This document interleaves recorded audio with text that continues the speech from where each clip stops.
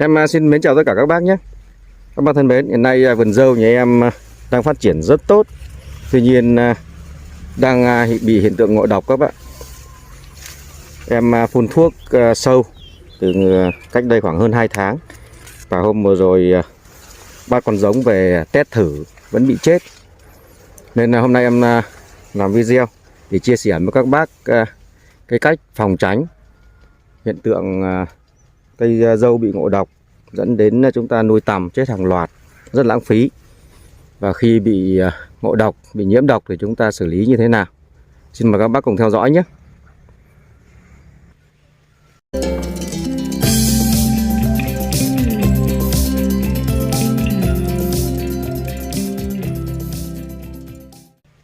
Thì đối với nghề trồng dâu nuôi tằm hiện nay đang phát triển rất rầm rộ, đặc biệt ở địa phương em hiện nay đang phát triển rất mạnh, và cái giá thành kén hiện nay rất cao, khoảng 200 trên 200 ngàn một kg kén.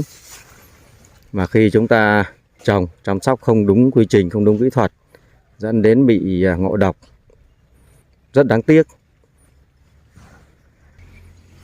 Thì để đảm bảo trong quá trình chúng ta chăm sóc cây dâu và nuôi tằm nó không bị cái hiện tượng ngộ độc này, thì chúng ta cần phải nắm một số cái vấn đề cơ bản. Cái ngộ độc thì nó nhiều nguyên nhân các bác ạ. Có thể do chúng ta phun thuốc. Đây như vườn này của em là cũng vừa rồi nó nhiều sâu quá, do chủ quan nên em phun thuốc sâu các bác nhé. Em phun cái thuốc dì gân, cái loại 5 chấm. Thuốc này khá độc và hiện nay hơn 2 tháng rồi mà vẫn không nuôi được tằm các bạn. Rồi cái nguyên nhân thứ hai là do hàng xóm người ta phun thuốc.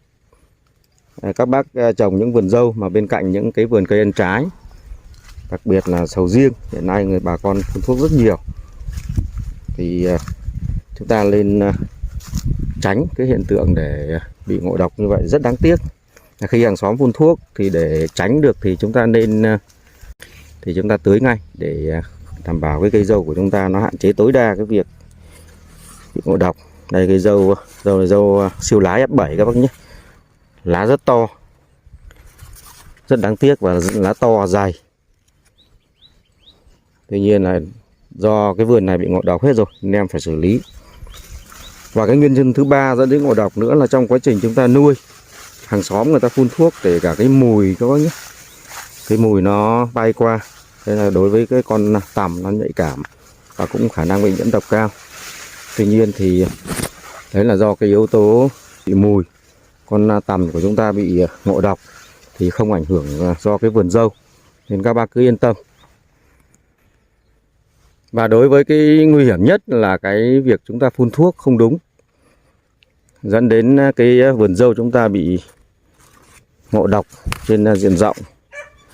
Đây các bác, những cái lá rất to và đẹp nhé, không bị bệnh tật gì.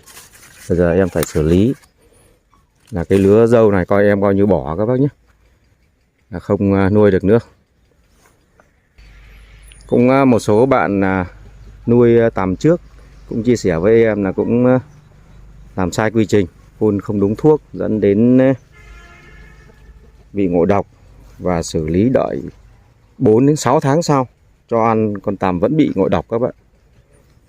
Con tằm nó rất mẫn cảm đối với các thành phần của các loại thuốc trừ sâu, nên khi chúng ta nuôi cây dâu của chúng ta bị sâu ăn ấy, thì ít thì chúng ta có thể đi bắt là an toàn nhất. Thì các bác, sâu thường nó ăn các cái ngọn này, chúng ta có thể bắt được. Tuy nhiên đối với diện tích rộng mà chúng ta bắt thì nó rất khó khăn, nên là sử dụng một số loại thuốc. Thì hiện nay nó có cái loại thuốc chuyên dùng cho cây dâu các bác nhé, không nên phun thuốc linh tinh vào. Bản thân em cũng không nghe ý kiến của những người làm trước, chủ quan và phun một số cái loại thuốc không dành riêng cho cây dâu, nên dẫn đến cái vườn dâu lên rất xanh tốt. Tuy nhiên là chúng ta không dùng được, rất uổng phí. Khi cái vườn dâu này nó bị ngộ độc như thế này, chúng ta không thể nuôi được thì xử lý như thế nào? Ở đây các bác cùng em tham khảo cái cách mà em đã tìm hiểu ở một số người đi trước cái cách xử lý như thế nào nhé. Để xử lý cái tình trạng này thì em cắt bỏ hết các bác ạ. Em cắt bỏ hết, để lại ở phần gốc khoảng 30 cm để cho nó lên lại một cái loạt ngọn khác nhé các bác nhé. Đây nha, tất cả những cây dâu là cắt tấp hết xuống dưới gốc. Đây bà xã em đang cắt đây. Cũng tùy trường hợp mà bị nhiễm độc, các bác có thể test những cái loạt lá ngọn hoặc lá ở giữa thân. Đây, như những cái lá ở khu vực giữa này và những lá trên ngọn này, các bác bắt vài con thôi, chúng ta nuôi thử.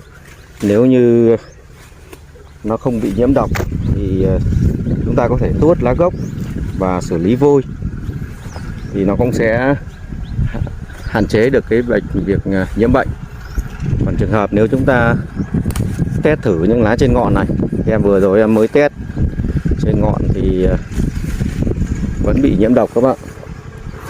Và để test thì các bác tốt nhất là theo dõi cái con tằm sau khi nó ngủ dậy, nó lột da. Mới lột xác xong thì cái con tằm nó sẽ yếu và mẫn cảm với các cái loại chất độc. Lúc đấy là chúng ta test là hiệu quả nhất. Trường hợp chúng ta test lá ngọn mà vẫn chết thì biện pháp duy nhất là chúng ta cắt bỏ hết nha các bác.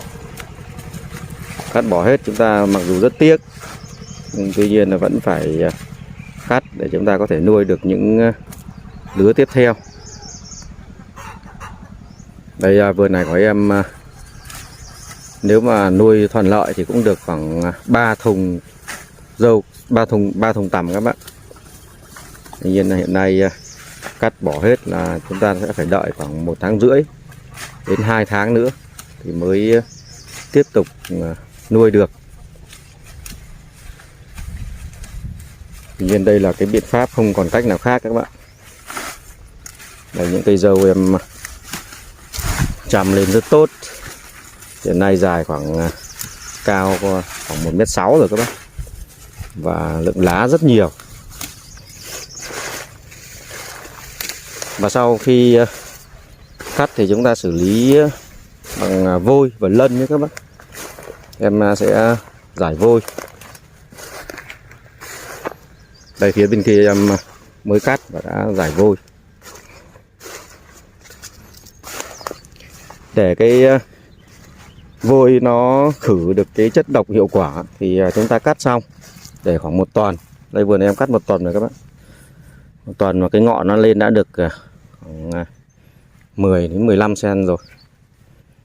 Thì chúng ta rắc vôi, rắc chùm phủ hết cả lên cây dâu nha các bác. Chúng ta khử cả độc trên cây dâu, trên những cái ngọn dâu và ở mặt đất. Và em sau khi rải vôi em sẽ để khoảng 8 tiếng và bắt đầu tưới. Chúng ta rắc vôi xong chúng ta không nên tưới ngay.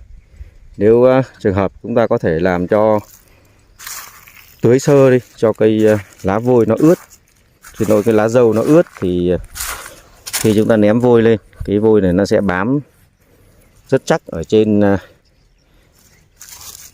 những cái lá và nó tẩy rửa được cái chất độc ở trên lá. Và chúng ta cứ để như thế này, để ít nhất khoảng 8 tiếng các bác nhé, 8 đến 12 tiếng và có thể để hơn nữa.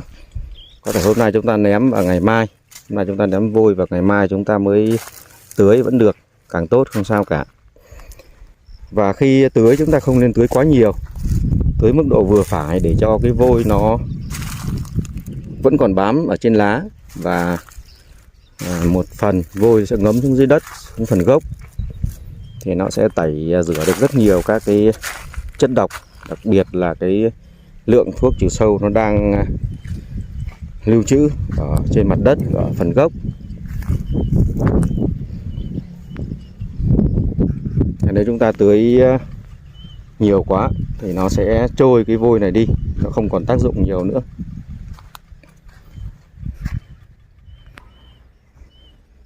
Và sau khi xử lý vôi xong thì chúng ta tiếp tục chăm sóc bình thường. Lúc này chúng ta có thể bón phân và có thể phun một số cái loại phân bón lá như Anvin để cho cây dâu nó phát triển tốt. Tuy nhiên là sau khi cái khoảng thời gian cây dâu nó phát triển lên thì chúng ta thường xuyên quan tâm, có thể test lại.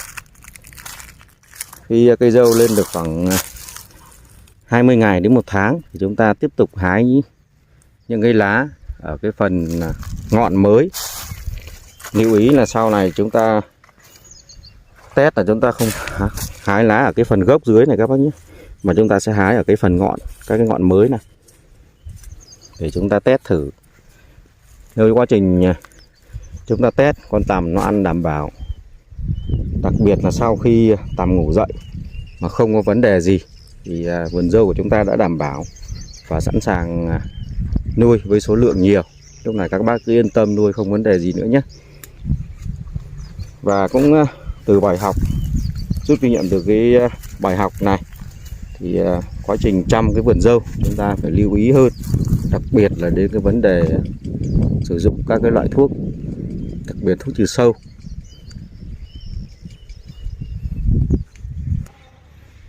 Đối với cây dâu thì chúng ta càng cắt thì nó càng lên tốt các bạn, nên là chúng ta lãng phí mất một cái đợt này thôi cũng không có vấn đề gì cả. Và chúng ta được nghỉ ngơi khoảng từ tháng rưỡi đến 2 tháng không phải nuôi tằm các bạn. Tuy nhiên thì thường thì chúng ta trồng ở một số vườn, chúng ta sẽ trồng nhiều vườn nên không phải vườn nào cũng bị nhiễm độc. Thì trong quá trình chúng ta xử lý nó sẽ đảm bảo không ảnh hưởng nhiều đến cái vấn đề nuôi tằm và ảnh hưởng đến thu nhập của chúng ta. Như vậy là em vừa chia sẻ với các bác về một cái bài học xương máu các bác ạ. Một cái bài học xương máu của bản thân em trong quá trình trồng và chăm sóc cái vườn dâu để xảy ra hiện tượng nhiễm độc. Và qua quá trình tìm tòi và tham khảo một số người đi trước kinh nghiệm thì em đã xử lý cái vườn dâu. Cũng mong sau khi xử lý sẽ lứa sau chúng ta nuôi sẽ được an toàn và cho thu nhập cao hơn. Em cảm ơn các bác đã theo dõi video nhé. Em quay lên để các bác cùng tham khảo và rút kinh nghiệm. Và trong quá trình trồng và chăm sóc cái cây dâu có những cái kinh nghiệm nào xử lý cái vấn đề nhiễm độc này tốt hơn thì mong các bác chia sẻ với em bằng cách comment ở bên dưới để chúng ta cùng nghiên cứu và phát triển tốt cái nghề trồng dâu nuôi tằm này. Em xin chào tạm biệt tất cả các bác nhé. Hẹn gặp lại các bác ở video sau của em.